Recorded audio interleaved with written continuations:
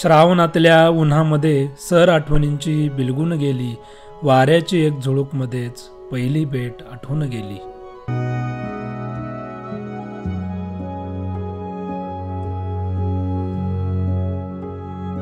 गाठी बेटी नाती गोती नशिबाचे लपंडाव सारे, खेळून खेळ त्यांचा डोळ्यात स्वप्ने सजली.